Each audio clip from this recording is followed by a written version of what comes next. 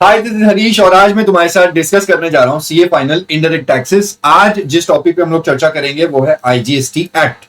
जो place of supply important वाला concept होता है वो भी इस एक्ट के अंदर ही है। तो यहाँ पे हम लोग सारी कॉन्सेप्ट लिखने वाले जो तुमको अलग अलग बॉक्सेस दिख रहे हैं। लेफ्ट हैंड साइड पे स्टार्ट करेंगे। पहले जो तुम्हारा पहला कॉन्सेप्ट होगा वो inter state and intra state के बारे में होता है। सेक्शन 7 और 8 होगा आईजीएसटी एक्ट का।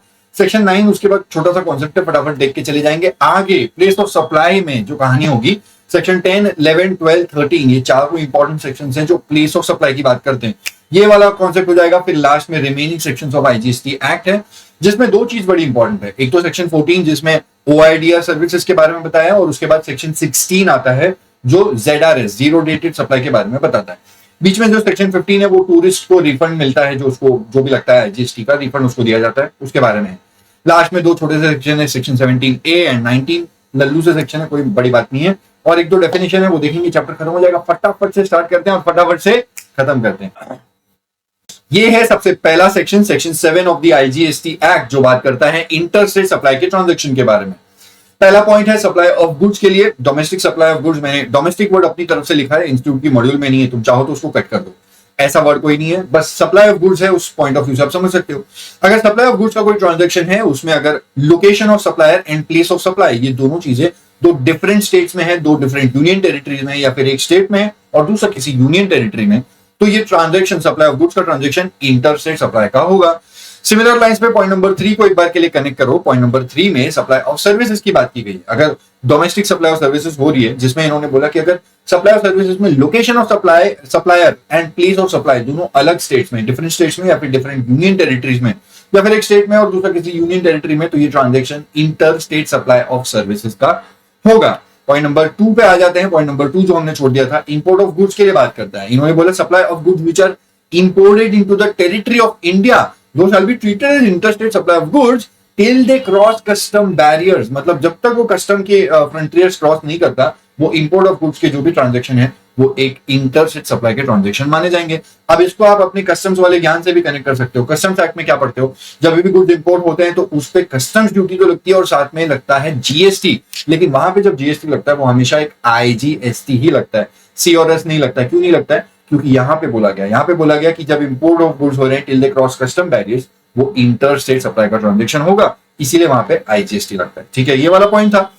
इस पॉइंट 2 के साथ में पॉइंट 4 को कनेक्ट करो। इंपोर्ट ऑफ सर्विस में क्या होगा? इंपोर्ट ऑफ सर्विस में इन्होंने बोला कि जब supply of services into the territory of India shall be treated as inter state supply of services. यहाँ पे वो कस्टम्स वाला वर्ड इन्होंने यूज नहीं किया है, till they cross custom barriers, क्योंकि जो कस्टम्स एक्ट है वो गुड्स को गवर्न नहीं करता, कस्टम्स एक्ट सिर्फ सर्विसेज को गवर्न करता है। अगर इंपोर्ट ऑफ सर्विसेज हो रही है या एक्सपोर्ट ऑफ सर्विसेज हो रही है, वो जीएसटी एक्ट ही उसको गवर्न करता है।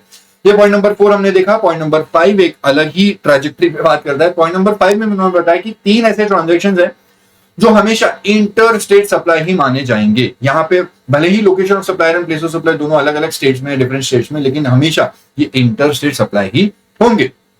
सॉरी, मैंने location of supplier and place of supply दोनों सेम स्टेट में है तो भी ये इंट्रा नहीं होगा, ये हमेशा इंटर ही होगा। सॉरी, पॉइंट नंबर 5 का जो ए वाला पॉइंट बोलता है कि अगर कोई सप्लायर है, कोई ऐसा ट्रांजैक्शन है जहां पे लोकेशन ऑफ सप्लायर इंडिया में है and place of supply outside India है, तो ये ट्रांजैक्शन इंटर स्टेट होगा। दूसरा, एसईजेड यूनिट या एसईजेड डेवलपर के साथ में कोई गुड्स और सर्विसेज का ट्रांजैक्शन, इधर द गुड्स और services are supplied to SEZ unit और डेवलपर और गुड्स और services are supplied by SEZ unit और एसईजेड डेवलपर, ये ट्रांजैक्शन हमेशा इंटर स्टेट होगा। तीसरा वाला है supply in the taxable territory which is neither covered in section 8 of the IGST act and neither covered nor covered in section 8 neither covered in section 7। मतलब ऐसा कोई transaction जो सप्लाई जिसका सप्लाई इन टैक्सेबल टेरिटरी हो रहा है, लेकिन इसके रिस्पेक्ट में ना कुछ सेक्शन 8 में लिखा हुआ है ना सेक्शन 7 में, जो अभी हमने ऊपर 4 पॉइंट्स पढ़े वहां पे भी कहीं पे कुछ नहीं लिखा हुआ है। तो रेजिडुअल केसेस के लिए इन्होंने बताया कि ऐसे केस में जो भी ट्रांजैक्शन कहीं पे भी कवर नहीं हो रहे, ना सेक्शन 7 ना 8 में, वो यहाँ पे 7(5) में आ जाएंगे और इंटर स्टेट सप्लाई माने जाएंगे। तो ये रेजिडुअल केस की तरह इन्होंने बात बताई है। अब एक बात समझो मेरी, ये पूरा सेक्शन 7 यहाँ पे हो गया। सेक्शन 8 पे आते हैं। सेक्शन 8 इंट्रास्टेट सप्लाई की बात करता है। ये आपको सप्लाई ऑफ गुड्स और सप्लाई ऑफ सर्विसेज में देखेंगे। सप्लाई ऑफ गुड्स में आपको क्या करना, location of supply and place of supply, अगर location of supplier and place of supply दोनों सेम स्टेट में है या फिर सेम यूनियन टेरिटरी में, तो ये ट्रांजैक्शन इंट्रा स्टेट सप्लाई का होगा, लेकिन इसके 3 एक्सेप्शंस है। पहले वाले पॉइंट में 3 एक्सेप्शंस लिखे हैं। पहला पॉइंट है अगर supply of goods SEZ unit या डेवलपर को हो रहा है, या फिर supply of goods by SEZ unit और डेवलपर, ये हमेशा इंटर होता है, इंट्रा नहीं होता है। दूसरा वाला हमने अभी देखा, इंपोर्ट ऑफ गुड्स होते हैं till they cross custom barrier, ये इंपोर्ट ऑफ गुड्स हमेशा इंटर स्टेट सप्लाई होते हैं। और तीसरा वाला टूरिस्ट के लिए बोला गया, अगर सप्लाई ऑफ गुड्स टूरिस्ट को हो रहा है, वो वाला टूरिस्ट जो section 15 of the IGST act में लिखा हुआ है, तो ये ट्रांजैक्शन इंटर स्टेट सप्लाई होगा। भले ही location of supplier and place of supply दोनों सेम स्टेट में है, लेकिन ये हमेशा एक इंटर स्टेट सप्लाई का ट्रांजैक्शन ही होगा। Supply of service similar lines पे इन्होंने बोला गया, सप्लाई सर्विस में भी location of supplier and place of supply ये दोनों सेम स्टेट में या सेम यूनियन टेरिटरी में, तो ये ट्रांजैक्शन हमेशा एक इंट्रा स्टेट सप्लाई का ही होगा, जिसमें सीजीएसटी और एसजीएसटी लगेगा। लेकिन इसका एक ही एक्सेप्शन है, अगर supply of services SEZ unit या एसईजेड डेवलपर को हो रही है, या फिर supply of services by SEZ unit और एसईजेड डेवलपर, ये वाले ट्रांजैक्शन हमेशा इंटर होंगे। भले ही फिर एसईजेड यूनिट और जिसने सप्लाई किया है वो दोनों सेम स्टेट में है, location of supplier and place of supply दोनों सेम स्टेट में, उससे कोई फर्क नहीं पड़ता, ये हमेशा इंटर स्टेट होगा। पॉइंट नंबर 3 और 4 एक अलग ही बात करते हैं, इंट्रा और इंटर का सब कुछ खत्म हो गया है। सेक्शन 8 की जो एक्सप्लेनेशन है, क्योंकि सेक्शन 8 के अंदर है, मैं यहीं पे बता रहा हूं तुमको। पॉइंट नंबर 3 और 4 सेक्शन 8 की एक्सप्लेनेशन है। पॉइंट नंबर 3 में बोला गया इस्टेब्लिशमेंट ऑफ डिस्टिंक्ट पर्सन किसको बोलेंगे, ये एक्सप्लेनेशन 1 ने बताया। बोला कि अगर कोई एक एंटिटी है और उसकी एक इस्टेब्लिशमेंट इंडिया में है और एक इस्टेब्लिशमेंट आउटसाइड इंडिया है, तो ये दोनों इस्टेब्लिशमेंट, इंडिया वाली और आउटसाइड इंडिया वाली, ये दोनों डिस्टिंक्ट पर्सन माने जाएंगे। उसके अंदर दूसरा पॉइंट बोलता है कि अगर एक एंटिटी की एक एस्टैब्लिशमेंट कोई पर्टिकुलर स्टेट में है और उसकी दूसरी एस्टैब्लिशमेंट उस कोई दूसरे स्टेट में है, तो ये दोनों अलग अलग स्टेट्स में जो एस्टैब्लिशमेंट है, ये दोनों एस्टैब्लिशमेंट ऑफ डिस्टिंक्ट पर्सन मानी जाएगी। और उसी का थर्ड वाला पॉइंट बोलता है कि अगर एस्टैब्लिशमेंट, कोई एक एंटिटी की एस्टैब्लिशमेंट है उस स्टेट में और दूसरी एस्टैब्लिशमेंट भी उसी स्टेट में लेकिन सेपरेटली रजिस्टर्ड है, तो ऐसी एस्टैब्लिशमेंट्स जो स्टेट सेम स्टेट में है, सेम एंटिटी की है, लेकिन वो सेपरेटली रजिस्टर्ड है, तो वो भी हो जाएगी डिस्टिंक्ट पर्सन। ये बड़ी इंपॉर्टेंट चीज है। उसके बाद में सेपरेट एस्टैब्लिशमेंट के लिए सेक्शन एक्सप्लेनेशन 2 क्या बोलता है, ये थोड़ा सा अलग बात करता है। एक्सप्लेनेशन 2 बोलता है कि अगर इंडिया में कोई एस्टैब्लिशमेंट है, establishment in the taxable territory है, और उस एस्टैब्लिशमेंट की कोई ब्रांच ऑफिस, कोई एजेंसी, कोई रिप्रेजेंटेशनल ऑफिस इंडिया के बाहर है, ऐसे केस में ये दोनों जो बाहर एस्टैब्लिशमेंट सेट नहीं की है पूरी की पूरी, बस एक ब्रांच ऑफिस खोला है, बस एक एजेंसी है, बस एक रिप्रेजेंटेशनल ऑफिस है, तो भी माना जाएगा कि ये जो इंडिया वाली एस्टैब्लिशमेंट है इसकी एक सेपरेट एस्टैब्लिशमेंट आउटसाइड इंडिया है। मतलब उस ब्रांच को, एजेंसी को, रिप्रेजेंटेशनल ऑफिस को एक सेपरेट एस्टैब्लिशमेंट माना जाएगा। और अभी हमने ऊपर पढ़ा पॉइंट नंबर 3 का जो ए वाला पॉइंट क्या बोलता है कि एस्टैब्लिशमेंट इन इंडिया और उसी की एस्टैब्लिशमेंट आउटसाइड इंडिया, ये दोनों डिस्टिंक्ट पर्सन माने जाएंगे। ठीक है, तो एक्सप्लेनेशन 2 का और 1 का लॉजिक आपको साथ में समझना होगा। एक्सप्लेनेशन 2 में वाइस वर्सा भी अप्लाई होता है। मान लो एस्टैब्लिशमेंट आउटसाइड इंडिया है और इंडिया के अंदर बस एक ब्रांच एजेंसी या रिप्रेजेंटेशनल ऑफिस है, तो वो ब्रांच एजेंसी और रिप्रेजेंटेशनल एक एस्टैब्लिशमेंट मानी जाएगी, और establishment outside India, in India, ये दोनों डिस्टिंक्ट पर्सन मान लिए जाएंगे। ठीक है, एक्सप्लेनेशन 1 के हिसाब से। तो आपको इस तरीके से समझना होगा। ये पूरा सेक्शन 8 का ज्ञान यहाँ पे था। नेक्स्ट है section 9 of the IGST act. ये बात करता है supplies in territorial waters. Supply in territorial waters के केस में आपको अगर इंटर या इंट्रा लगाना होगा, तो अभी हमने देखा सेक्शन 7 या 8 बोलता है कि इंटर या इंट्रा तो आपको तब पता चलेगा जब location of supplier and place of supply मिलेंगे। एलओएस और पीओएस दोनों सेम स्टेट में हुए तो इंट्रा लग जाएगा सेक्शन 8 के हिसाब से, एंड एलओएस और पीओएस दोनों डिफरेंट स्टेट्स में हुए तो इंटर स्टेट माना जाएगा। लेकिन अब यहाँ पे इन्होंने बोला कि अगर कोई ऐसा केस बनता है जहां पे place of supply territorial waters के अंदर है, मतलब समंदर के अंदर आ रहा है प्लेस ऑफ सप्लाई, तो अब प्लेस ऑफ सप्लायर भले महाराष्ट्र के अंदर है लेकिन प्लेस ऑफ सप्लाई पानी में आ रहा है, तो वो पानी में से किस स्टेट का माना जाएगा, कौन सा, महाराष्ट्र पास में है, गोवा पास में है, तो किस स्टेट का हिस्सा माना जाएगा। तो इसके लिए इन्होंने बताया कि जो प्लेस ऑफ सप्लाई पानी में आ रहा है टेरिटोरियल वाटर्स में, वो किस कोस्टल स्टेट और यूनियन टेरिटरी का हिस्सा माना जाएगा। आप इसको ऐसे समझो, मेरे एग्जाम्पल को आप ऐसे समझो कि अब मान लो प्लेस ऑफ सप्लाई पानी के अंदर आ रहा है और जो सप्लायर है वो महाराष्ट्र का, मुंबई का है। ऐसे केस में प्लेस ऑफ सप्लाई यहाँ पे कंफ्यूजन हो जाती है, महाराष्ट्र स्टेट माने जाते हैं या गोवा स्टेट माना जाता है। तो इन्होंने यहाँ पे ये एग्जाम्पल मैंने क्रिएट किया है, बोला कि प्लेस ऑफ सप्लाई माना जाएगा उस कोस्टल स्टेट का या उस यूनियन टेरिटरी का जहां पे nearest point of the appropriate baseline is located. अब पीओएस जो पानी में, वहां से आप अप्रोप्रिएट बेसलाइन महाराष्ट्र की देखोगे और अप्रोप्रिएट बेसलाइन गोवा की देखोगे, जो भी पास में है। यहाँ पे गोवा की जो अप्रोप्रिएट बेसलाइन है ये पास में है, 7 नॉटिकल माइल्स, ये ज्यादा पास में है। तो ऐसे केस में nearest point of the appropriate baseline जहां पे लोकेटेड है वो ही स्टेट माना जाएगा कि प्लेस ऑफ सप्लाई उधर है। वेयर दैट कोस्टल स्टेट और union territory where the nearest point of the appropriate baseline is located, वो गोवा में आ जाएगी क्योंकि गोवा ज्यादा पास में है, इस हिसाब से आपको पता चल जाएगा गोवा। अब location of supplier Maharashtra, place of supply Goa, तो ये ट्रांजेक्शन आईजीएसटी का होगा। ठीक है, इस तरीके से आपको करना है। सेक्शन 9 बोलता है कि एलओएस और पीओएस अगर वाटर्स में है, टेरिटोरियल वाटर्स में है, it shall be deemed to be in that state और union territory where the nearest point of the appropriate baseline is located. ये सेक्शन 9 है। और अपन जाएंगे अब सेक्शन 10 और 11 देखेंगे प्लेस ऑफ सप्लाई के बारे में। नेक्स्ट है section 10 of the IGST act. ये है प्लेस ऑफ सप्लाई की शुरुआत। सबसे पहले देखेंगे प्लेस ऑफ सप्लाई गुड्स के लिए क्या होगा, लेकिन खास ध्यान रहे सेक्शन 10 जब बताता है प्लेस ऑफ सप्लाई गुड्स का, यहाँ पे इंपोर्ट और एक्सपोर्ट वाले ट्रांजैक्शंस कवर नहीं होते। इंपोर्ट ऑफ एक्सपोर्ट के लिए नीचे आपको दिख रहा होगा imported goods which are imported exported into India, section 11 आएगा उसके लिए। इंपोर्ट एक्सपोर्ट वाले ट्रांजैक्शन छोड़ दो, अगर सप्लाई ऑफ गुड्स का डोमेस्टिक ट्रांजैक्शन है तो उसके केस में आपको प्लेस ऑफ सप्लाई क्या निकालनी है, एक एक करके देखते हैं। पहला वाला पॉइंट बोलता है कि अगर कोई सप्लाई ऑफ गुड्स का ऐसा ट्रांजैक्शन है where movement is involve, whether the movement is by the supplier और बाय द रेसिपिएंट और एनी अदर पर्सन, ऐसे केस में प्लेस ऑफ सप्लाई होगी where the movement of the goods terminates for the purpose of delivery to the recipient. दूसरा वाला point बात करता है bill to ship to model के ट्रांजैक्शन में। बिल टू शिप टू के केस में मान लो मैंने किसी पर्सन को बोला कि भाई मुझे सप्लाई ऑफ गुड्स तू करवा दे, लेकिन गुड्स के बिल मेरे पास भिजवा देना, शिपिंग किसी और के पास में, मैं बताता हूं मेरे उस क्लाइंट के पास में करवा देना, लेकिन बिल मेरे पास भेज दे। ये bill to ship to model के केस में वो जो पर्सन मुझे बिल दे रहा है वो मेरे साथ ट्रांजेक्शन कर रहा है। इसके लिए यहाँ पे ट्रांजेक्शन में सप्लाई प्लेस ऑफ सप्लाई क्या होगा, वो मेरा सप्लायर है, मैं रेसिपिएंट हूँ, वो मेरे को यहाँ पे उसके केस में मतलब वो जब प्लेस ऑफ सप्लाई लेगा तो वो होगा principal place of business of the buyer. मैं उसका बायर हूं, वो मुझे इनवॉइस दे रहा है, मैं उसका बायर हूं, मैं उसको कंसिडरेशन दे दूंगा। ये होता है bill to ship to model वाला ट्रांजेक्शन। अब मैंने जिसके पास गुड्स भिजवाए, ये bill to ship to model में दो ट्रांजेक्शन होते हैं। वो जो पर्सन ने मुझे गुड्स दिए, इसका और मेरा ट्रांजेक्शन के लिए आपको प्लेस ऑफ सप्लाई यहां से निकलेगा principal place of business of the buyer. ये हमारा उस पर्सन का और मेरा ट्रांजेक्शन। अब मान लो मेरा कोई फ्रेंड है मिस्टर मोहित, मोहित ने मुझे 10 दिन पहले ही ऑर्डर दे दिया था। मोहित ने बोला था कि भाई हरीश मेरे को तू गुड्स पहुंचा दे। मोहित और मेरे बीच में जो ट्रांजैक्शन है उसके लिए गुड्स को मैं भिजवा रहा हूं मोहित के पास में। बिल और सब कुछ मेरी और मोहित की बातें होंगी, हमारा वो कोई उस पर्सन से कोई लेना देना नहीं, बस वो गुड्स पहुंचा देगा।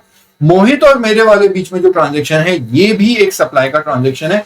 इसके लिए प्लेस ऑफ सप्लाई निकलेगा पॉइंट नंबर 1 से, बिकॉज मोहित वाले और मेरे वाले ट्रांजेक्शन के अंदर यहाँ पे transaction supply of goods involve movement, और अगर मूवमेंट किसी ट्रांजैक्शन में होती है तो मैं तो सप्लायर हूं, मैं उसको गुड्स भिजवा रहा हूं, भले कहीं से भी भिजवा रहा हूं, मैं उसको जब गुड्स भिजवा रहा हूं तो मैं as a location of supplier and place of supply में क्या देखूंगा, प्लेस ऑफ सप्लाई देखूंगा। Movement of where place of supply means where the movement of the goods terminates for the purpose of delivery to the recipient. Mohit को delivery कराने के लिए जहां पे मूवमेंट टर्मिनेट हो रही है, मोहित की प्लेस ऑफ बिजनेस या मोहित की फैक्ट्री, जहां पे भी वो बोलता है जहां पे मूवमेंट टर्मिनेट होती है वो मैं देखूंगा प्लेस ऑफ सप्लाई, और मैं अपनी एलओएस और पीओएस जो मैं ढूंढा है उसके हिसाब से मैं प्लेस ऑफ सप्लाई अपना इंटर या इंट्रा लगा दूंगा। ठीक है, ये वाले ट्रांजेक्शन में अगर आपको फिर भी डाउट है मेरे और मोहित वाले ट्रांजेक्शन में कि शिपिंग तो कोई थर्ड पर्सन करा रहा है, पॉइंट नंबर 1 में क्या बोला गया, weather the movement is by the supplier और बाय द रेसिपिएंट और एनी अदर पर्सन। यहाँ पे मूवमेंट कोई और पर्सन करा रहा है, मूवमेंट से फर्क नहीं पड़ता, कौन करा रहा है उससे फर्क नहीं पड़ता, मूवमेंट हुई है ना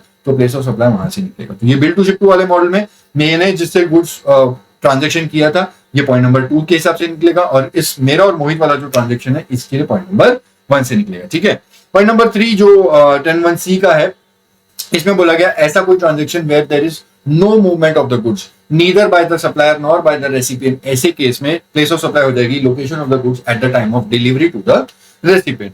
फोर्थ वाला गुड्स ऐसा कोई transaction where the goods are assembled और इंस्टॉल्ड एट अ साइट, ऐसे केस में लोकेशन हो जाएगी प्लेस ऑफ सप्लाई होगी place where the goods are assembled और इंस्टॉल्ड। फिफ्थ वाला है अगर कोई गुड्स का ट्रांजेक्शन हो रहा है where the goods are supplied on board a conveyance, जैसे किसी वेसल में, एयरक्राफ्ट में, ट्रेन में या किसी मोटर व्हीकल में, ऐसे when the goods are supplied on board a conveyance, इसके लिए आपको प्लेस ऑफ सप्लाई लेनी होगी that is place where the goods are taken on board the conveyance, जहां से उन गुड्स को उठाया, ऑन बोर्ड लिया, वेसल में जहां से उन गुड्स को लिया, ट्रेन में जहां से उन गुड्स को लोड किया, ट्रेन के अंदर ऑन बोर्ड लिया, वो लोकेशन हो जाएगी place of supply. Point number 6 कुछ काम का नहीं है, वहां पे रूल्स हम लोग डिटरमाइन करेंगे, बट डिटरमाइन करने का पावर है, लेकिन अब तक कोई रूल्स उन्होंने लाए नहीं है। पॉइंट वाला 6 तुम्हारे काम का नहीं है। बात करते हैं section 11 of the IGST act. ये भी आपको प्लेस ऑफ सप्लाई बताता है गुड्स के लिए, लेकिन अगर गुड्स का इंपोर्ट या एक्सपोर्ट वाला ट्रांजेक्शन है तो आपको प्लेस ऑफ सप्लाई यहां से निकलेगा। पॉइंट नंबर 1 में बोला अगर इंपोर्ट ऑफ गुड्स का ट्रांजेक्शन हो रहा है तो प्लेस ऑफ सप्लाई होगी location of the importer. And point number 2 बोलता है कि अगर एक्सपोर्ट ऑफ गुड्स का ट्रांजेक्शन होगा तो ऐसे केस में location outside India will be the place of supply. ये हमने प्लेस ऑफ सप्लाई गुड्स का देख लिया सेक्शन 10 और 11 से। अब देखेंगे प्लेस ऑफ सप्लाई सर्विसेज की सेक्शन 12 और 13 में। वो मेरे नोट्स ऐसे वाले लैंडस्केप वाले मोड में है, तो वो तुमको स्क्रीन स्विच करके दिखा देता हूं और बाकी सारे सेक्शन 12 और 13 खत्म कर देते हैं, ठीक है। नेक्स्ट है section 12 of the IGST act. Section 12 बात करता है प्लेस ऑफ सप्लाई सर्विसेज के लिए, लेकिन प्लेस ऑफ सप्लाई सर्विसेज के लिए आप सेक्शन 12 तब देखोगे जब location of supplier and location of recipient दोनों इंडिया में है, एलओएस एंड एलओआर दोनों इंडिया में है, तो आपको प्लेस ऑफ सप्लाई सर्विसेज की सेक्शन 12 से देखनी होगी। सेक्शन 12 आपको दो बातें बताता है, एक तो है डिफॉल्ट प्रोविजन, दूसरा है specific provision for specified services. Specified services जो नीचे वाले साइड पे लिखी हुई है, यहाँ पे 12 स्पेसिफाइड सर्विसेज है। अगर एग्जाम में इन स्पेसिफाइड सर्विसेज का प्लेस ऑफ सप्लाई पूछा जाता है तो जो भी स्पेसिफाइड सर्विसेज का जो भी प्लेस ऑफ सप्लाई आपको वही लेना होगा। लेकिन इन 12 सर्विसेज के अलावा अगर आपको कोई और ट्रांजैक्शन आता है सप्लाई ऑफ सर्विस का, तो उसके लिए आपको डिफॉल्ट प्रोविजन देखना होगा। डिफॉल्ट प्रोविजन पे आप डायरेक्ट नहीं आ सकते, पहले देखना वो 12 केसेस में से वो कोई केस में कवर्ड हो रहा है, वो स्पेसिफाइड सर्विस है तो उसकी प्लेस ऑफ सप्लाई वही होगी जो नीचे स्पेसिफाइड केस अभी आने वाले हैं। और अगर वो 12 के अलावा कोई सर्विस है तो डिफॉल्ट प्रोविजन के हिसाब से होगा। पहले मैं बात करता हूं डिफॉल्ट प्रोविजन। डिफॉल्ट प्रोविजन में बोला कि अगर सप्लाई ऑफ सर्विस जो B2B वाला ट्रांजैक्शन है तो ऐसे केस में B2B है तो रेसिपिएंट रजिस्टर्ड होगा, location of the registered recipient will be the place of supply. B2C होगा तो दो बातें होंगी, इन्होंने बोला B2C के केस में if the address of the recipient is on record, मतलब ऑन रिकॉर्ड उसका एड्रेस अवेलेबल है तो लोकेशन ऑफ द रेसिपिएंट ले लेंगे, और अगर एड्रेस ऑन रिकॉर्ड अवेलेबल नहीं है तो ऐसे केस में location of the supplier will be the place of supply. अब भाई आ रही है बात स्पेसिफिक प्रोविजन की, स्पेसिफाइड सर्विसेज जो 12 सर्विस की मैंने बात की थी। ये टेबल आपको जो दिख रहा है इसको स्टार्ट करने के पहले मैं बता दूं, यहाँ पे पहले शुरू में जो 5 पॉइंट जो इसी पेज पे खत्म हो रहे हैं 1 2 3 4 5, इन पांचों केसेस में यहां पे इन्होंने क्लियरली बताया है कि B2B होगा तो location of the registered recipient, वो रजिस्टर्ड है, रेसिपिएंट रजिस्टर्ड है, उसकी लोकेशन ले लेना, वही हो जाएगी प्लेस ऑफ सप्लाई। इन पांचों केस में अगर B2C वाला ट्रांजैक्शन है तो आपको यहां पे जो स्पेसिफाइड बताया गया है वही आपको प्लेस ऑफ सप्लाई लेनी होगी।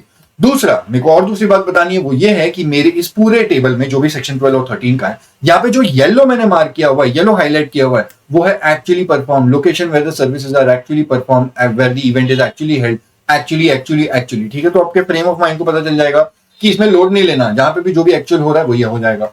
जहां पे पिंक मैंने हाईलाइट किया हुआ है, पिंक मतलब लोकेशन ऑफ द रेसिपिएंट, ठीक है। काफी सारी चीजें ऐसे ही फिल्टर हो जाती हैं, और उसके अलावा जो अटपटे अलग अलग ट्रांजेक्शन है उनके लिए मैंने अलग अलग कलर यूज किया है।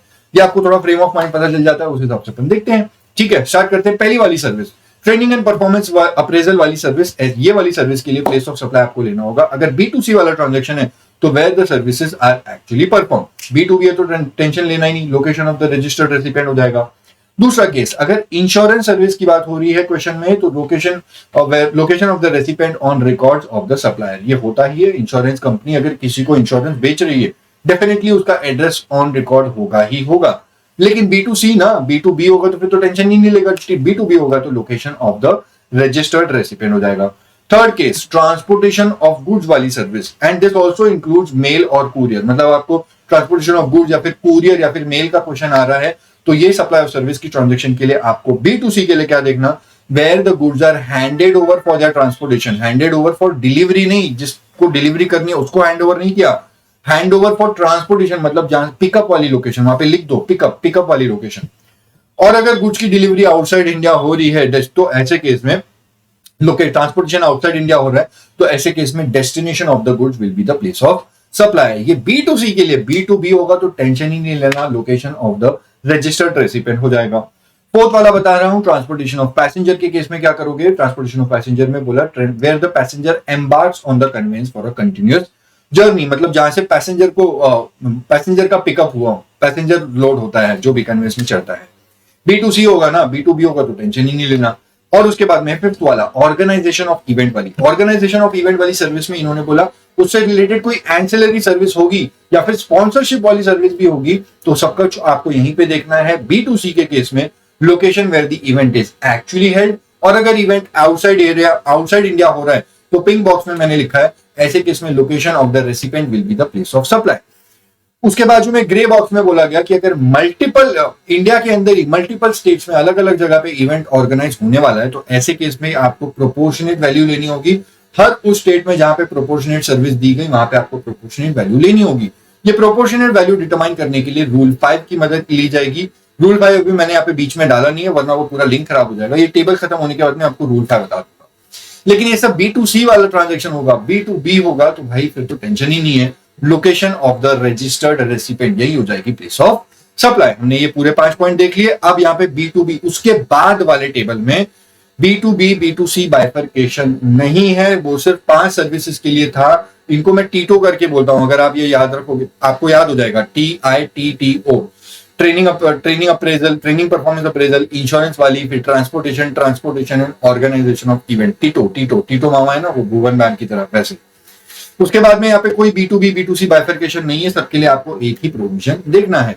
जो पॉइंट 6 में लिखा है वो है इमूवेबल प्रॉपर्टी रिलेटेड वाली सर्विसेज। ऐसे केस में आपको लोकेशन हो जाएगी where the immovable property is located और इंटेंडेड टू बी लोकेटेड। ये याद करने के लिए आपको बेनिफिट हो जाता है, क्योंकि अभी जो पॉइंट नंबर 5 में मैंने बताया इसका B2C और ये वाले का जो अभी हमने देखा point number 6 location of the immovable property के केस में ये दोनों मैच होता है भाई, एकदम मैच होता है। तो दिमाग को फिर लोड क्यों देना, आपने एक जगह पे याद कर लिया, दूसरी जगह पे वही होगा। इमूवेबल प्रॉपर्टी के केस में क्या होगा, जो B2C में पढ़ा था ऊपर, location where the immovable property is located और इंटेंडेड टू बी लोकेटेड। और अगर इमूवेबल प्रॉपर्टी आउटसाइड इंडिया है तो लोकेशन ऑफ द रेसिपिएंट ले लेंगे। और अगर इंडिया के अंदर ही अलग अलग स्टेट्स में मल्टीपल स्टेट्स में सर्विस दी गई है in relation to immovable property तो प्रोपोर्शनेट वैल्यू निकाल देंगे। यहाँ पे फर्क सिर्फ इतना है, यहाँ पे प्रोपोर्शनेट वैल्यू निकालने के लिए रूल 4 का रेफरेंस है। ऊपर रूल 5 था, रूल 4 है। ठीक है, दोनों रूल मैं करा दूंगा, जैसे ये टेबल खत्म होगा दोनों रूल कर लेंगे। आगे बात करते हैं एडमिशन टू एन इवेंट और अम्यूजमेंट पार्क। यहाँ पे येलो वाला बात है, मतलब where the event is actually held और where the amusement park is located. उसके बाद पॉइंट नंबर 8 में बोला बैंकिंग वाली सर्विस या फिर इंश्योरेंस, बैंकिंग या फिर अदर इंश्योरेंस नहीं, इंश्योरेंस ऊपर आ गया, banking and other financial services में इन्होंने बोला location of the recipient on records of the supplier. और अगर location of the recipient on records नहीं है तो location of the supplier will be the place of supply. Point 9 में, point 9 एक ही पॉइंट है लेकिन उसके अंदर 5 सर्विसेज है। रेस्टोरेंट एंड केटरिंग वाली service, personal grooming services, fitness वाली services, beauty treatment and health related services. ये पांचों सर्विसेज, ये पांचों टाइप की सर्विसेज के लिए इन्होंने बोला place of supply will be where the services are actually perform. उसके बाद पॉइंट 10 है services on board a conveyance, मतलब किसी ट्रेन में, वेसल में, एयरक्राफ्ट में या फिर किसी मोटर व्हीकल के ऑन बोर्ड जब हो तब सर्विस प्रोवाइड की गई तो उस सप्लाई सर्विस के लिए प्लेस ऑफ सप्लाई होगा first schedule point of departure of that conveyance. उसके बाद पॉइंट नंबर 11 है एडवर्टीजमेंट वाली सर्विस। अगर गवर्नमेंट को दी जाती है तो उसके केस में प्लेस ऑफ सप्लाई बोला location where the advertisement is run, broadcasted, displayed और डिसेमिनेटेड। यहाँ पे इन्होंने एक रूल का रेफरेंस दिया है, बोला कि अगर एडवर्टीजमेंट जो डिस्प्ले की जा रही है, रन की जा रही है, वो अगर मल्टीपल स्टेट्स में रन हो रही है, मल्टीपल स्टेट्स में डिस्प्ले डिसेमिनेट हो रही है तो यहाँ पे प्रोपोर्शनेट वैल्यू लेना होगा। प्रोपोर्शनेट वैल्यू आपको लेना है रूल 3 के हिसाब से। अब मैं आपको जेन्युइनली बता दूं, रूल 3 मैंने कवर नहीं किया और most of the professor revision video में उसको कवर नहीं करते, मेरे नोट्स में भी कवर नहीं है।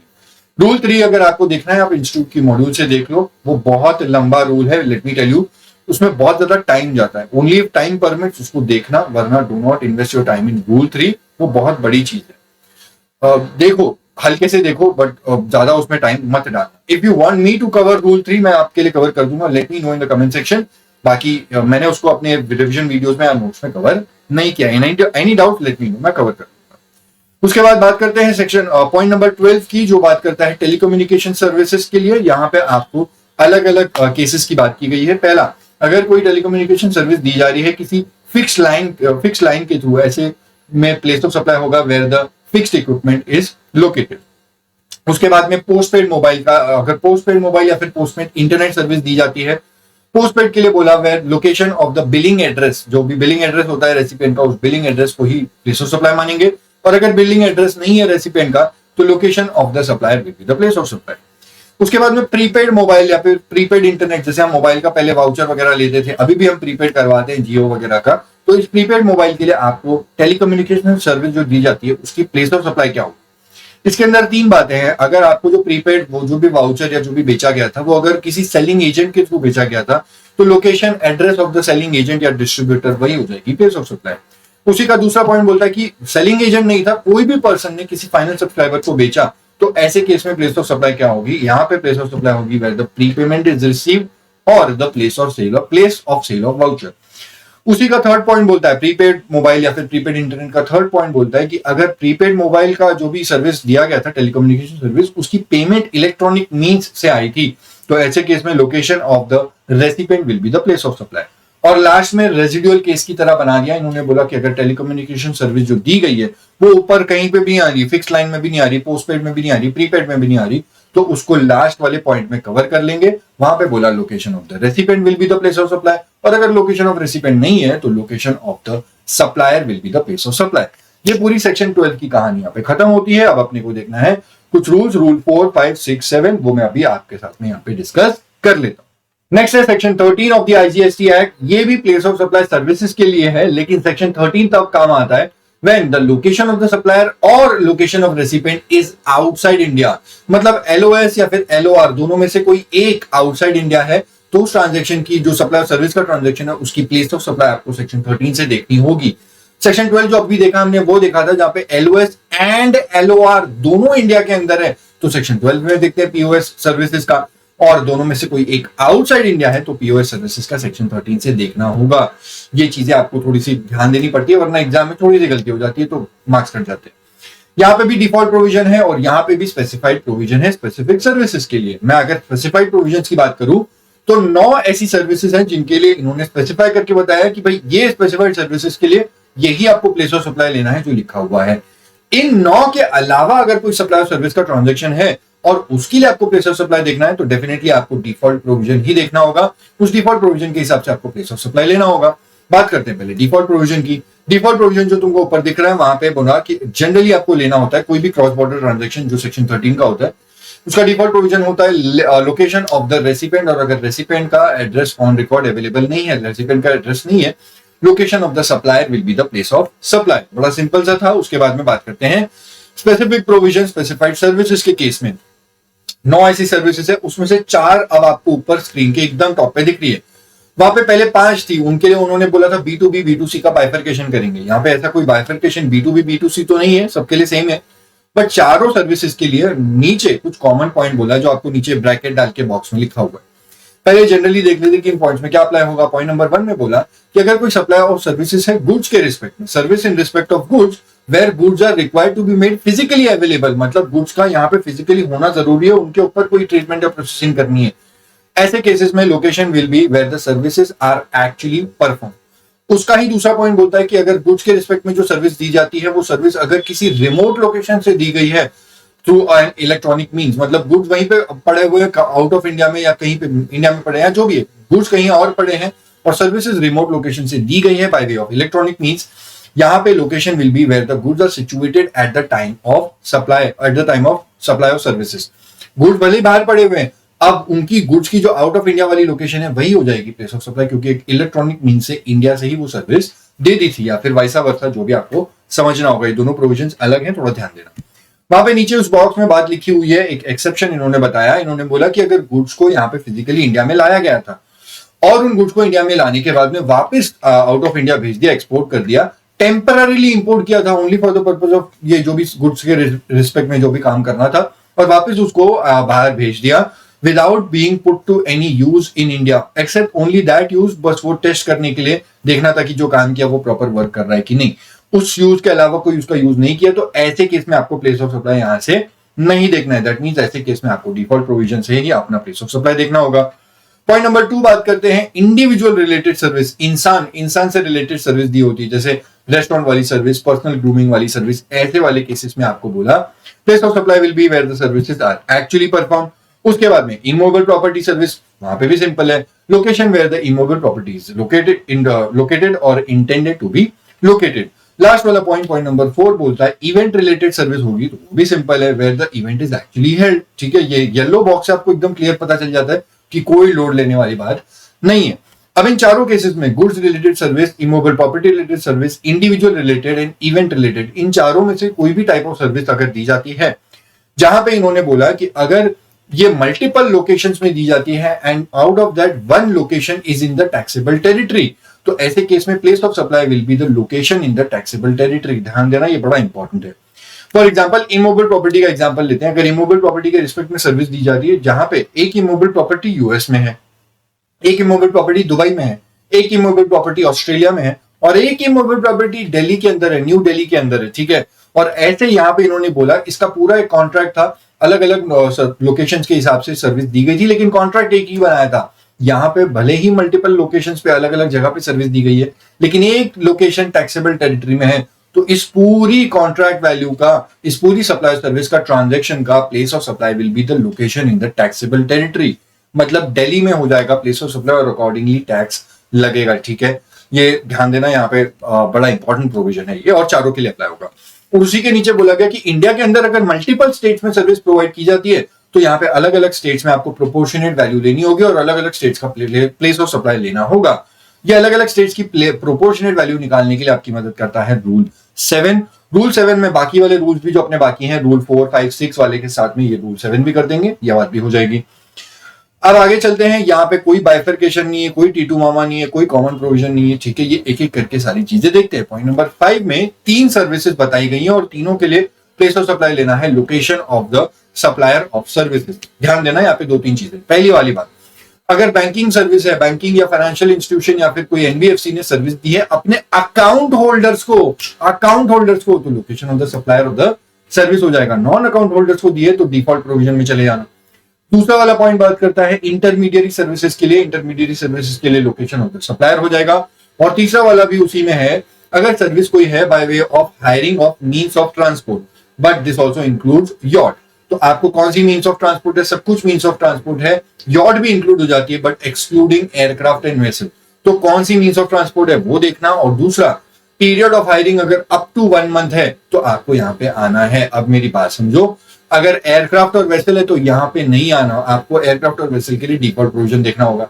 और अगर एयरक्राफ्ट और वेसल के अलावा जो और भी मींस ऑफ ट्रांसपोर्ट है, यॉट भी इंक्लूड कर लो, उसका पीरियड अप टू 1 मंथ का हायरिंग का है तो यहां से देखना। और अगर मोर देन 1 मंथ का हायरिंग हो रहा है तो डिफॉल्ट प्रोविजन में जाना होगा, ठीक है। 2-3 बार जाना पड़ता है। नॉन अकाउंट होल्डर्स को हायरिंग पीरियड अगर 1 मंथ से ज्यादा है, या फिर एयरक्राफ्ट और वेसल का हायरिंग है। एयरक्राफ्ट और वेसल का तो पीरियड नहीं देखना, 1 दिन का भी होगा तो भी आपको ऊपर ही जाना पड़ेगा।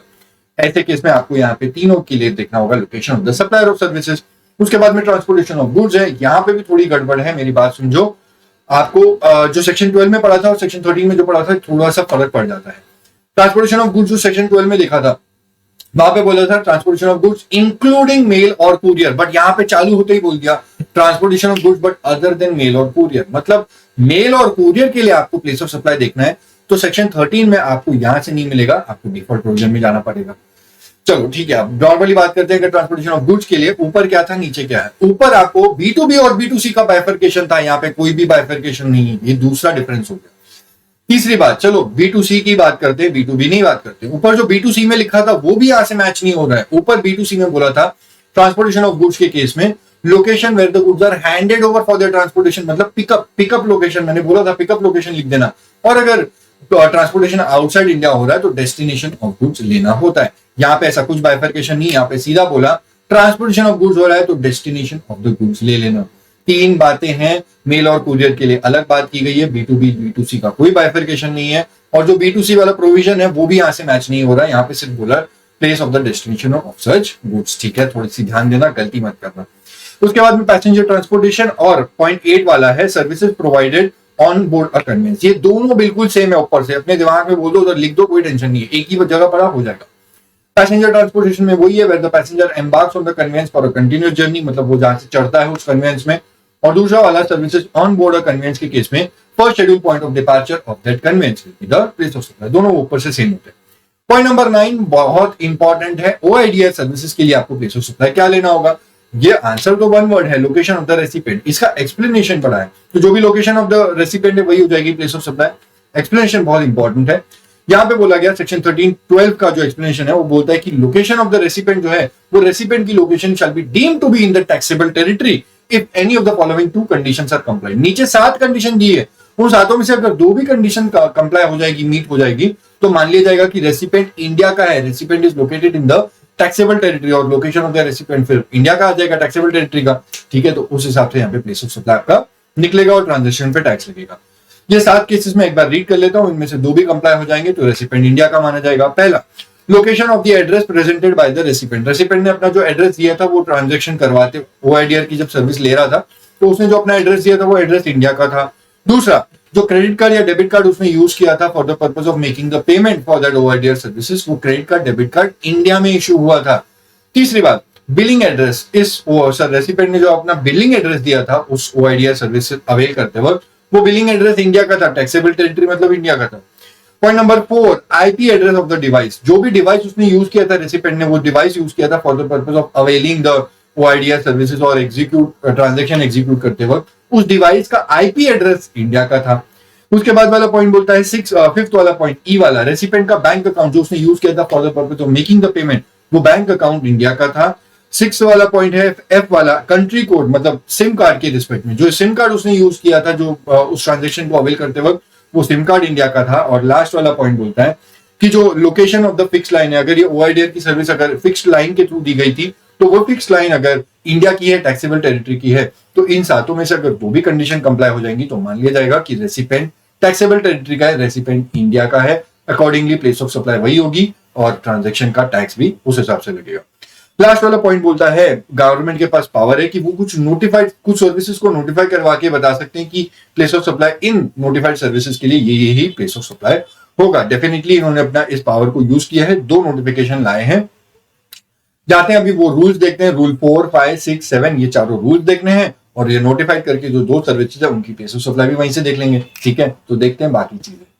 ये है place of supply notified services के रिस्पेक्ट में। हमने सेक्शन 13 में देखा था लास्ट वाले पॉइंट में गवर्नमेंट के पास कुछ पावर है कि वो कुछ नोटिफाइड सर्विसेज के केस में बता सकते हैं कि प्लेस ऑफ सप्लाई क्या होगा। गवर्नमेंट ने अपना पावर यूज करके यहाँ पे कुछ बेनिफिट दिया है आरएनडी वाले सेक्टर को। आरएनडी सर्विसेज जो देते हैं फार्मास्यूटिकल सेक्टर के रिस्पेक्ट में, जहां पे सप्लायर इंडिया में लोकेटेड है और रेसिपेंट आउटसाइड इंडिया लोकेटेड है, यहाँ पे प्लेस ऑफ सप्लाई क्या हो सकता था।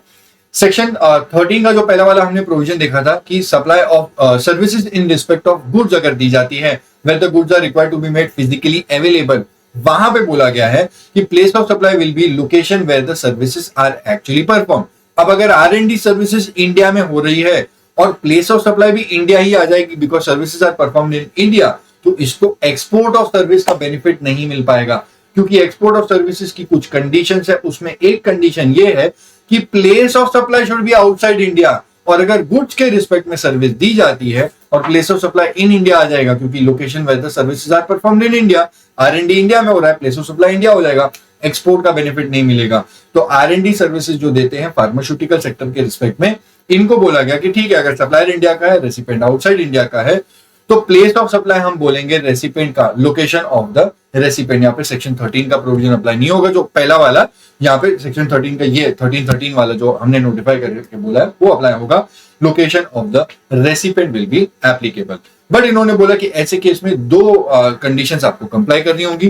पहली कंडीशन तो ये कि जो सप्लायर यहाँ पे आरएनडी सर्विसेज दे रहा है वो एक्चुअली एक कॉन्ट्रैक्ट के तहत दे रहा है। वहां पे उस वो फॉरेन वाली पार्टी ने उसको कॉन्ट्रैक्ट दिया था कि भाई आपको आरएनडी सर्विसेज इंडिया में करनी है और उस कॉन्ट्रैक्ट के तहत इसने आरएनडी सर्विस दी है। दूसरी बात, एक्सपोर्ट ऑफ सर्विस की बाकी कंडीशंस कंप्लाई होनी चाहिए। सिर्फ प्लेस ऑफ सप्लाई का इशू है वो हम रिजॉल्व करके दे रहे हैं, लेकिन एक्सपोर्ट ऑफ सर्विसेज की बाकी कंडीशंस कंप्लाई होनी चाहिए। अब एक्सपोर्ट ऑफ सर्विसेज की बाकी कंडीशन आपको स्क्रीन पे दिखेगी। ये है वो 4-5 कंडीशन जो कंप्लाई होनी चाहिए। पहली कंडीशन ये कि भाई supplier should be located in India. दूसरा, recipient should be located outside India. तीसरी condition, place of supply should be outside India. इसको रिजॉल्व करके दे दिया। Fourth condition, consideration should be in the foreign currency and supplier and recipient are not distinct person. अगर ये सारी conditions comply हो रही है, सिर्फ प्लेस ऑफ सप्लाई का इशू है तो रहने दो, वो हम रिजॉल्व कर लेंगे। बाकी केस के लिए आपको कंप्लाई करना होगा। तो ये पॉइंट है, इन्होंने इस हिसाब से बोला आरएनडी अगर फार्मास्यूटिकल सेक्टर की इंडिया से आउटसाइड इंडिया वाली सप्लायर इंडिया का है, रेसिपेंट आउटसाइड इंडिया का है, तो प्लेस ऑफ सप्लाई रेसिपेंट की ले लेंगे।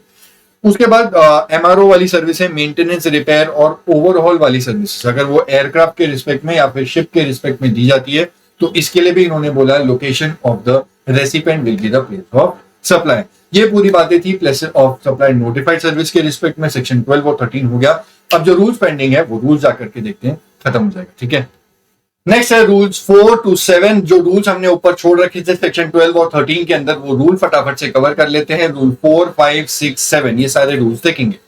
पहला वाला जो है वो रूल 4 है, that is proportionate value of immovable property related services. Section 12 देखते वक्त हमने देखा था इमूवेबल प्रॉपर्टी रिलेटेड सर्विसेज अगर मोर देन वन स्टेट में प्रोवाइड की जाती है तो वहां पे प्रोपोर्शनेट वैल्यू डिटरमाइन करना होगा कि इस स्टेट में कितनी वैल्यू, इस स्टेट में कितनी वैल्यू, इस स्टेट में कितनी वैल्यू, और अकॉर्डिंगली हर स्टेट की वैल्यू आपको मिल जाएगी तो उस स्टेट की प्लेस ऑफ सप्लाई लेकर के आपको अलग से टैक्सेशन लगाना होगा। ये प्रोपोर्शनेट वैल्यू डिटरमाइन करने के लिए रूल 4 ने 3 बातें बताई हैं। पहला इन्होंने बोला कि अगर कोई सर्विस प्रोवाइड की गई है किसी लॉजिंग अकोमोडेशन या फिर लॉजिंग अकोमोडेशन किसी होटल इन या गेस्ट हाउस में दिया जाता है तो ऐसे केस में आपको प्रोपोर्शनेट वैल्यू कैसे लेनी है। फॉर एग्जाम्पल जो वैल्यू ऑफ सर्विस है वो 3 लाख रुपए की है, लेकिन वो जो होटल अलग अलग स्टेट में वो होटल लोकेटेड है और अलग अलग स्टेट में वो स्टे किया जाता है, वो पर्सन स्टे कर रहा है। तो यहाँ पे इन्होंने बोला number of night stayed in such property, वो पर्सन जिस स्टेट में जिस होटल में जितनी नाइट स्टे करेगा वो आपको नाइट स्टे के बेसिस पे आपको यहाँ पे प्रोपोर्शनेट वैल्यू डिटरमाइन करनी है। दूसरा केस, अगर कोई ऐसी प्रॉपर्टी है, लॉजिंग अकोमोडेशन का कोई ऐसा केस है जहां पे accommodation is in a single property and that property is located in 2 और मोर कंटीजियस स्टेट्स। बड़ी सी प्रॉपर्टी है, वहां पे मैरिज फंक्शन या फिर रिसेप्शन जो भी है, बड़ा सा कोई फंक्शन सेरेमनी किया जा रहा है, लेकिन वो प्रॉपर्टी इतनी बड़ी है कि वो 2 स्टेट्स में कवर्ड हो जाती है। उस प्रॉपर्टी का एक हिस्सा एक पर्टिकुलर स्टेट में जाता है और दूसरा हिस्सा एक दूसरे स्टेट में जाता है, तो वो 2 स्टेट्स पे पूरी कवर्ड हो जाती है।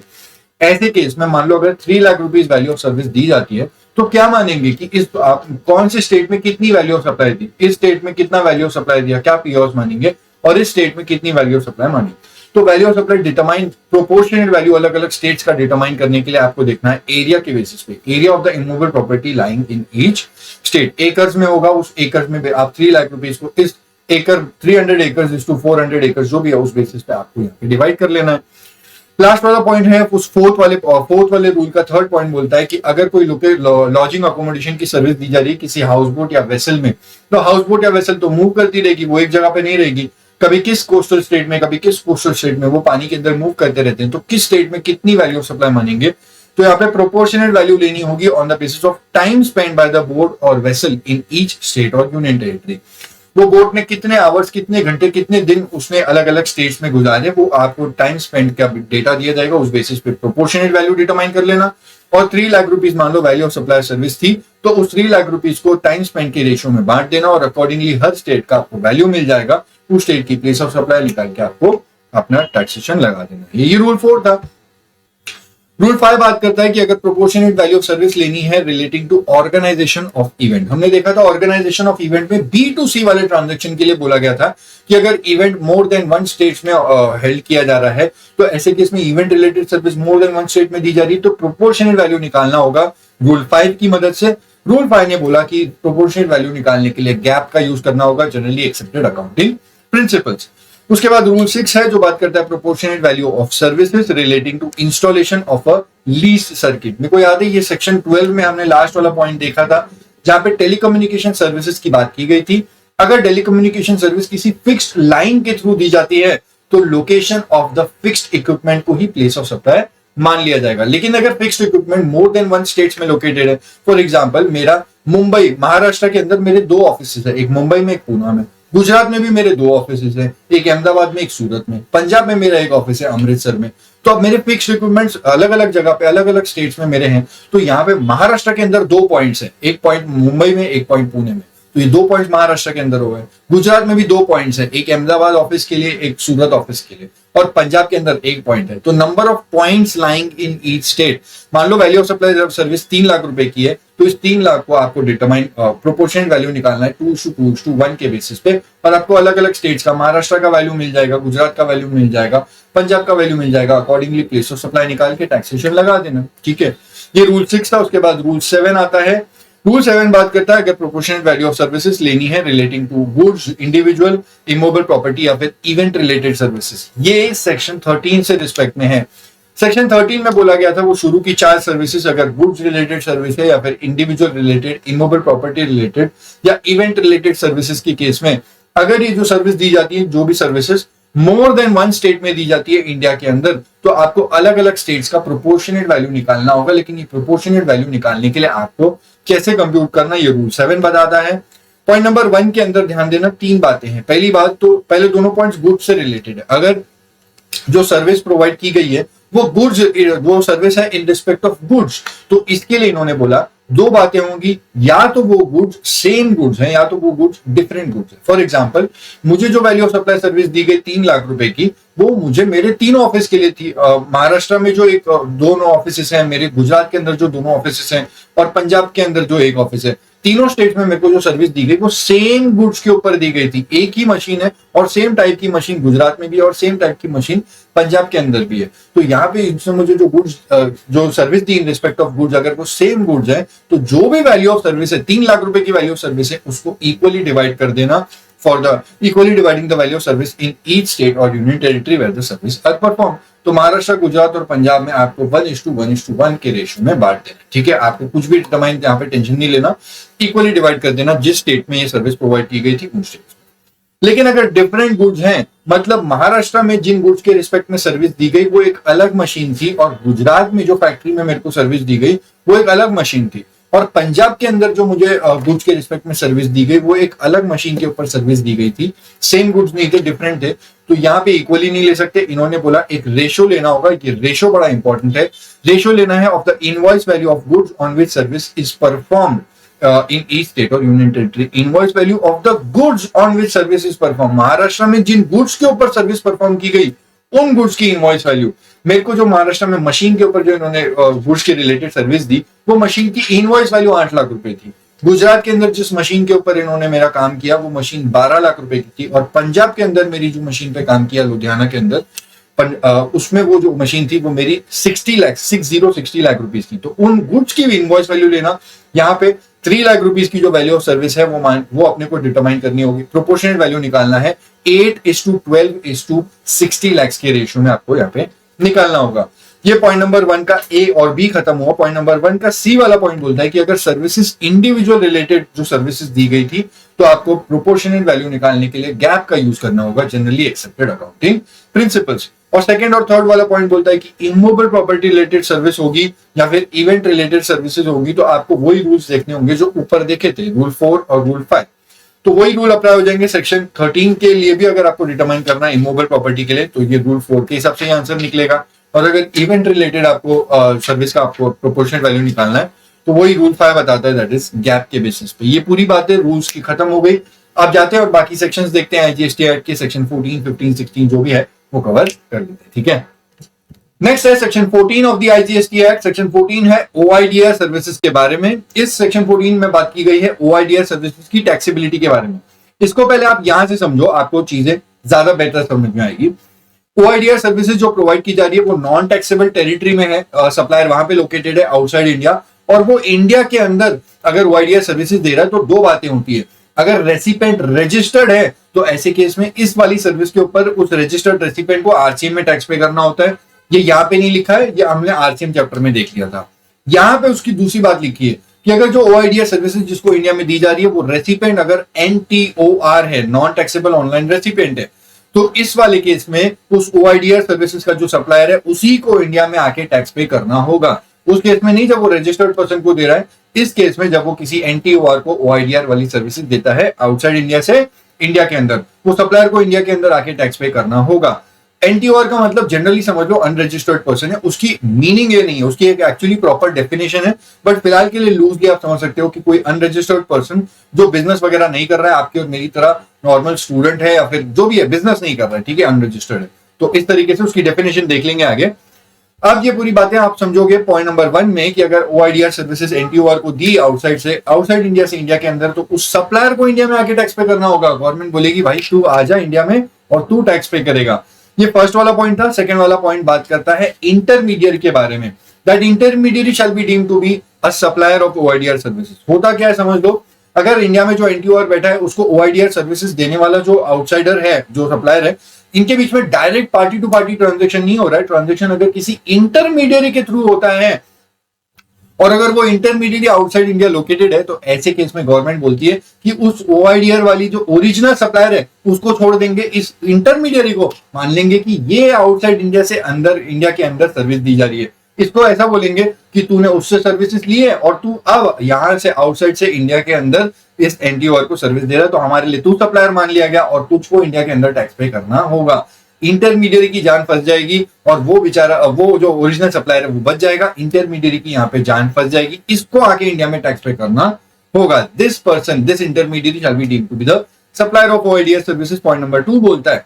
लेकिन उसमें अंदर एक आपको ब्रैकेट दिख रहा है, ग्रे वाला ब्रैकेट, ये एकदम ऑल्टरनेटिव ऑप्शन बताता है कि इंटरमीडियरी को अगर अपनी जान छुड़ानी है, इंटरमीडियरी को गवर्नमेंट को टैक्स पे नहीं करना है, तो ये 4 कंडीशंस है इस एक्सेप्शन वाले बॉक्स में। ये चारों कंडीशंस अगर कंप्लाई कर लेगा तो इंटरमीडियरी की जान छूट जाएगी और इंटरमीडियरी को कोई भी टैक्स पे करने की जरूरत नहीं है। फिर ऐसे केस में इंडियन गवर्नमेंट इसको छोड़ के उस ओरिजिनल सप्लायर को बोलेगी भाई तू ही तो सप्लायर है, अब तू आ जा और तू गवर्नमेंट को यहाँ पे इंडिया में आके टैक्स पे कर दे। इंटरमीडियरी को जान छुड़ाने के लिए 4 पॉइंट्स कौन से हैं वो देखो। पहली बात, ये जो इनवॉइस इशू हुआ था, जो भी ओआईडीआर सर्विसेज के लिए जो इनवॉइस इशू किया गया था उस एनटीओआर को, उस इनवॉइस के अंदर क्लियरली लिखा गया था कि सप्लायर कौन है, और उस सप्लायर के आगे इस इंटरमीडियरी का नाम नहीं था, उस सप्लायर के आगे उस ओरिजिनल सप्लायर का ही नाम था, तो इंटरमीडियरी की जान बच जाती है। दूसरा, जो इंटरमीडियरी इस ट्रांजैक्शन में इन्वॉल्व है वो intermediary does not authorise the charge to the customer, मतलब वो ना कस्टमर से कोई पेमेंट कलेक्ट करता है, ना उस पेमेंट की कोई प्रोसेसिंग करता है। क्लियरली मींस कि यहाँ पे इंटरमीडियरी का पैसों में कोई भी लेन देन नहीं है। ये जो रेसिपेंट है एनटीओआर, वो खुद ही वहां पे ओआईडीआर को पेमेंट दे देता है, कंसिडरेशन दे देता है, और वो ओरिजिनल वाला सप्लायर ही उसकी पूरी प्रोसेसिंग करता है, इंटरमीडियरी का कोई भी रोल नहीं है। तीसरी कंडीशन, जो इंटरमीडियरी है that intermediary does not authorise the delivery, ये जो ओआईडीआर की सर्विसेज दी गई उसकी डिलीवरी देना, कब देना, कैसे देना, किस फॉर्म में देना, क्या क्या प्रोसीजर्स होंगे, उसके रिस्पेक्ट में इंटरमीडियरी का कोई भी रोल नहीं है। He does not authorise the delivery of such services. Last point, जो टर्म्स एंड कंडीशंस हैं इस पूरे ट्रांजैक्शन के, दो terms and conditions were not set by the intermediary. यहाँ पे इंटरमीडियरी का टर्म्स एंड कंडीशन सेट करने में भी कोई रोल नहीं है, वो ओरिजिनल सप्लायर ही सब कुछ टर्म्स एंड कंडीशन सेट करता है। तो इंटरमीडियरी की जान बच जाएगी अगर ये चारों कंडीशंस कंप्लाई कर लेगा, और उस केस में इंटरमीडियरी को यहाँ पे डीम सप्लायर नहीं मानेंगे, उसको टैक्स नहीं पे करना होगा। अब पॉइंट नंबर 1 और 2 के हिसाब से जो भी इंडियन गवर्नमेंट के लिए सप्लायर मान लिया जाएगा, या तो वो ओरिजिनल पर्सन या फिर ओआईडीआर, जो भी है, गवर्नमेंट जिस कंक्लूजन पे आएगी उस पर्सन को, that person shall be liable to pay tax, उसको इंडिया में आके टैक्स पे करना होगा। पॉइंट नंबर 3 बोलता है कि वो जो सप्लायर ऑफ ओआईडीआर सर्विसेज है, अगर वो फिजिकली प्रेजेंट है इंडिया में, तो वो फिजिकली प्रेजेंट मतलब वो एक सिंगल रजिस्ट्रेशन ले ले, उसके लिए सिंप्लीफाइड रजिस्ट्रेशन स्कीम है और उसको इंडिया में टैक्स पे करना होगा। एक ही रजिस्ट्रेशन लेना, अलग अलग स्टेट्स में लेने की जरूरत नहीं है। आगे फर्दर ये भी बोला गया कि अगर वो फिजिकल प्रेजेंट नहीं है तो उसका जो रिप्रेजेंटेटिव इंडिया में होगा, वो रिप्रेजेंटेटिव को रजिस्ट्रेशन लेना होगा और रिप्रेजेंटेटिव को टैक्स पे करना होगा। और उसके आगे ये बोला गया कि अगर रिप्रेजेंटेटिव भी नहीं है, मतलब उस सप्लायर का ना फिजिकल प्रेजेंस है ना रिप्रेजेंटेटिव है, तो उस सप्लायर को अपॉइंट करना होगा कोई person for the purpose of paying tax, and the person appointed by that supplier shall be the person liable to pay tax. मतलब भाई टैक्स उन्हीं को पे करना होगा, वो सप्लायर अपनी जान छुड़ा नहीं सकता। ये पूरी बातें थी सेक्शन 14 की ओआईडीआर सर्विसेज के रिस्पेक्ट में। अब जाते हैं आगे section 15 of the IGST act. Section 15 बात करता है refund of tax paid, refund of tax on supply of goods to the tourist who is leaving India. अब पहले ये समझो कि टूरिस्ट जब इंडिया के अंदर आता है तो वो साथ में जो भी गुड्स लेके अंदर आ रहा है, इंडिया के अंदर आ रहा है, उन गुड्स के ऊपर इंपोर्ट मान के उसके ऊपर कस्टम ड्यूटी भी लगाई जाती है और उसके ऊपर उस टूरिस्ट को टैक्स जीएसटी भी पे करना होता है। अब वो इंडिया के अंदर आता है, वो जो गुड्स लेके आया उनको कंज्यूम कर लेता है, और यहाँ पे जब इंडिया से बाहर जा रहा है तो जो भी रिमेनिंग गुड्स बचे हैं जिनके ऊपर वहां पे उसको पहले टैक्स लगाया गया था, वो रिमेनिंग गुड्स जब वो इंडिया के बाहर ले जा रहा है तो वो गवर्नमेंट को बोलता है कि मैंने ये वाले गुड्स के ऊपर आपने मुझसे जीएसटी लिया था, अब मैं बाहर जा रहा हूँ, आई एम लीविंग इंडिया, तो वो सारे गुड्स के ऊपर मुझको टैक्स पे रिफंड कर दो जो भी मैंने टैक्स पे किया था। सारे गुड्स का आपको रिफंड नहीं दिया जाएगा, सिर्फ वो गुड्स जो अपने हाथ में है और वो आउटसाइड इंडिया लेके जा रहा है, जिसके ऊपर टैक्स पे किया था आईजीएसटी जब वो आया था, तो उन रिमेनिंग गुड्स के ऊपर जो भी जीएसटी वो उसको रिफंड मिल जाएगा while he is leaving India. Tourist का मीनिंग बताया, टूरिस्ट मतलब कोई नॉन इमिग्रेंट पर्सन जो आउटसाइड, मतलब जो कोई नॉन रेजिडेंट पर्सन जो इंडिया के अंदर आता है फॉर नॉन इमिग्रेंट पर्पसेस और for a period of stay up to 6 months के लिए जो आता है वो टूरिस्ट माना जाता है। Section 16 of the IGST act बात करता है जीरो रेटेड सप्लाईज की। अब जीरो रेटेड सप्लाई को आप ऐसे समझो, पॉइंट नंबर 1 में बोला गया कि 2 ऐसी सप्लाईज होती है जिनको जीरो रेटेड सप्लाई माना जाता है। अगर कोई पर्सन एक्सपोर्ट कर रहा है या फिर कोई person zero rated SEZ unit या एसईजेड डेवलपर को सप्लाई कर रहा है, तो ये दोनों तरीके की सप्लाईज को जीरो रेटेड माना जाता है। गुड्स हो या सर्विस हो, एक्सपोर्ट कर रहे हो या फिर एसईजेड यूनिट या एसईजेड डेवलपर को सप्लाई कर रहे हो, तो ये दोनों टाइप की सप्लाईज को जीरो रेटेड सप्लाई माना जाता है। इसका इंपॉर्टेंस यहाँ पे नहीं है, ये आईजीएसटी एक्ट पर बता देता है कि ये क्या है, लेकिन इसका इंपॉर्टेंस आपको रिफंड चैप्टर में बिल्कुल समझ में आएगा। पॉइंट नंबर 2 बोलता है कि जो भी जीरो रेटेड सप्लाईज कर रहा है उसको जीरो रेटेड सप्लाईज करने के लिए जो भी इनवर्ट सप्लाईज लगी, उन इनवर्ट सप्लाईज का बिल्कुल पूरा आईटीसी उसको मिल जाएगा। जो भी input, capital goods, input services, सबका आईटीसी मिलेगा। उसी में आगे बात ये भी बोली गई कि अगर जीरो रेटेड सप्लाईज एग्जेम्प्ट भी है तो भी इनवर्ट सप्लाईज पे आपको जीएसटी का क्रेडिट मिल जाएगा, इनपुट टैक्स का क्रेडिट आपको मिल जाएगा। ये बहुत इंपॉर्टेंट बात है। अगर नॉर्मली बात करें तो जो भी एग्जाम सप्लाईज करता है उसको उस एग्जाम सप्लाईज के रिस्पेक्ट में आप उसको कोई भी आईटीसी नहीं मिलता है। लेकिन जीरो रेटेड सप्लाई के लिए क्लियरली बोला गया, अगर जीरो रेटेड सप्लाई कर रहे हो और वो एग्जाम्प्ट भी है अंडर जीएसटी तो भी चलेगा। आपकी जो भी उस जीरो रेटेड सप्लाई करने के लिए जो भी इनवर्ट सप्लाईज है सबका आपको क्रेडिट दिया जाएगा। पॉइंट नंबर 3 बात करता है refund of tax on making zero rated supply. अब एक बात समझो कि अगर कोई जीरो रेटेड सप्लाई कर रहा है तो उसको गवर्नमेंट ने ऑप्शन दिया कि भाई तू बॉन्ड साइन कर ले और आउटवर्ड पे देखो कोई भी टैक्स पे करने की जरूरत नहीं, जो तू जीरो रेटेड सप्लाईज कर रहा है उस पर कोई टैक्स पे मत कर, लेकिन तू इनवर्ट पे आईटीसी ले सकता है। अब होगा क्या, इसको टैक्स पे कुछ भी नहीं करना है, सिर्फ इसके पास आईटीसी आता रहता है और उसके क्रेडिट लेजर में पूरा क्रेडिट जमा हो जाता है। तो ऐसे अनयूटिलाइज्ड आईटीसी का जो उसका क्रेडिट जमा हुआ है, उस पूरे अनयूटिलाइज्ड आईटीसी का वो क्रेडिट रिफंड ले लेता है। ये होता है रिफंड ऑफ अनयूटिलाइज्ड आईटीसी। ये इसके पास एक ऑप्शन होता है, ऑप्शन नंबर 1। दूसरा ऑप्शन भी इस पर्सन को दिया जाता है जो जीरो रेटेड सप्लाई कर रहा है। उसको ये बोलते हैं कि भाई तू जीरो रेटेड सप्लाई जो कर रहा है उस जीरो रेटेड सप्लाई पे तू एक्चुअली टैक्स पे कर दे, बॉन्ड एग्जीक्यूट मत कर। तेरा जो भी जीरो रेटेड सप्लाईज पे टैक्स बनता है, एक्सपोर्ट पे या एसईजेड यूनिट को जो तू सप्लाई कर रहा है उस पे जो भी टैक्स बनता है तू टैक्स पे कर दे, और इनवर्ट सप्लाईज का जो तू आईटीसी लेगा इसका तेरे को रिफंड नहीं मिलेगा। मान लो आउटवर्ड सप्लाईज पे 15 लाख रुपए की टैक्स लाइबिलिटी बनती है तो 15 लाख रुपए की टैक्स लाइबिलिटी गवर्नमेंट को पे कर दो, और जो भी आपने जीरो रेटेड सप्लाई पे टैक्स पे किया है वो टैक्स का आप रिफंड ले लेना। 15 लाख पे किया था तो 15 लाख का रिफंड ले लेना। अब ये पर्सन बोलेगा सर मैंने आपको जो 10 लाख रुपए का जो आपने मुझे क्रेडिट दिया इसका मैं क्या करूं? भाई इसका आप यूज कर लो। 15 लाख की जो लाइबिलिटी गवर्नमेंट को पे करनी है वो आप थोड़ा क्रेडिट लेजर से पे कर दो। अगर आपके पास 10 लाख का क्रेडिट पड़ा है तो 15 लाख में से 10 लाख आप क्रेडिट लेजर से पे कर दो, आईटीसी यूज करके पे कर दो, और बाकी बैलेंस 5 लाख रुपया कैश लेजर से पे कर दो। आप किसी भी मोड से पेमेंट करो, आपने एक्चुअली पे कितना किया, 15 लाख की टैक्स लाइबिलिटी है, 15 लाख पे किया तो आपको 15 लाख का रिफंड मिलेगा। ऊपर वाले केस में अलग था, आपको आईटीसी का अनयूटिलाइज्ड आईटीसी का रिफंड मिलता था। यहाँ पे आपको आईटीसी का रिफंड नहीं मिलता। ऑप्शन नंबर 2 के अंदर जो आप जीरो रेटेड सप्लाईज पे आप टैक्स पे करते हो 15 लाख, उस 15 लाख का आपको रिफंड मिलता है। ये 10 लाख और 15 लाख मैंने एक बस एग्जाम्पल वाले फिगर्स बताए थे। इसको लेकर के अब एक आपको क्लिप पूरा डायग्राम दिखेगा जीरो रेटेड सप्लाईज का, बहुत शानदार डायग्राम है, उससे आपको पूरे दोनों ऑप्शन समझ में आ जाएंगे। ठीक है,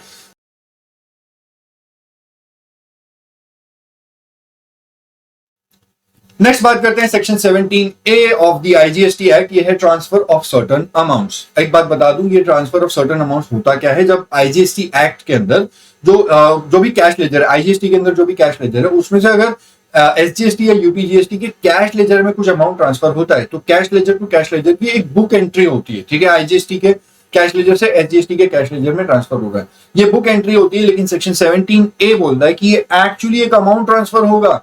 आईजीएसटी तो सेंट्रल गवर्नमेंट के अंदर होता है, तो सेंट्रल गवर्नमेंट एक्चुअली वो अमाउंट स्टेट गवर्नमेंट को, वो जो भी रिस्पेक्टिव एसजीएसटी में गया था उस पर्टिकुलर स्टेट गवर्नमेंट के अकाउंट में वो ट्रांसफर करेगी। और वाइसा वर्सा एसजीएसटी भी जो भी ट्रांजेक्शंस में वो होता है, सिर्फ बुक एंट्री नहीं होगी, actually bank to bank money पूरा ट्रांसफर होगा। ठीक है, ये वाली बातें सेक्शन 17A ने बोली है। इसकी प्रैक्टिकल एप्लीकेबिलिटी आपको अपने ऑफिस में भी नहीं देखने को मिलती है, ना आपको एग्जाम्स में इसके ऊपर क्वेश्चन बनेगा। ये गवर्नमेंट लेवल पे ये पूरे काम होते हैं तो अपने को ये देखने को नहीं मिलता है प्रैक्टिकली। सेक्शन 19 की अगर बात करें, ये लास्ट सेक्शन है, section 19 of the IGST act, tax wrongfully collected and paid to the central government, state government. यहाँ पे बोला कि अगर कोई केस में आपने गलती से आईजीएसटी पे कर दिया, आपको पे करना था सीजीएसटी और एसजीएसटी, आपने गलती से आईजीएसटी पे कर दिया था, तो जो भी गलती से आईजीएसटी पे किया उसका रिफंड ले लो। ये एक केस हो गया। दूसरा केस जहां पे आपको एक्चुअली गवर्नमेंट को आईजीएसटी पे करना था लेकिन इस बार आपने गलती से सी और एस पे कर दिया, तो बोलते हैं कि भाई आप सी और एसजी, सीजीएसटी एसजी का क्रेडिट ले लो और जो आपको आईजीएसटी पे करना था वो आप पे कर दो, और यहाँ पे आपको पे करने के लिए कोई भी इंटरेस्ट पे करने की जरूरत नहीं है। तो दो केस है, अगर आपने गलती से आईजीएसटी पे किया था तो उसका रिफंड ले लो, और अगर गलती से आपने सी और एस पे कर दिया था लेकिन एक्चुअली आईजीएसटी पे करना था तो अभी आईजीएसटी पे कर दो और उस पर कोई भी इंटरेस्ट पे करने की जरूरत नहीं है। ये दोनों ऑप्शन सेक्शन 19 में दिए। आईजीएसटी एक्ट पूरा यहाँ पे खत्म होता है, पूरा आईजीएसटी सारे सेक्शंस कवर अप हो गए। अब हम लोग इसके बाद सीजीएसटी एक्ट का पूरे सेक्शंस और चैप्टर्स कवर करेंगे। नेक्स्ट चैप्टर जो मैं तुम्हारे साथ डिस्कस करूंगा वो होगा exemptions under GST. Till then, all the very best for your exams. See you soon. अच्छे से पढ़ाई करो. Next अपन चैप्टर में कंटिन्यू करेंगे. ठीक है.